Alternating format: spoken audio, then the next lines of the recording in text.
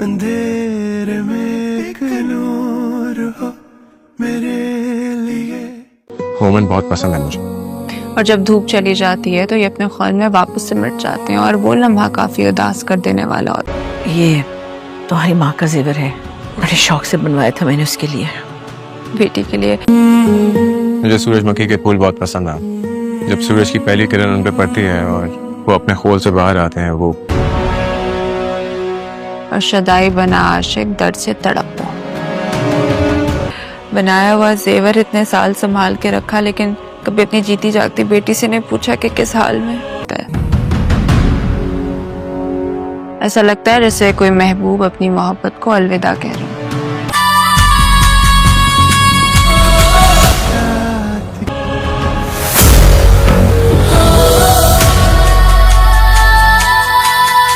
رات کے اندھیرے میں ایک نور ہو میرے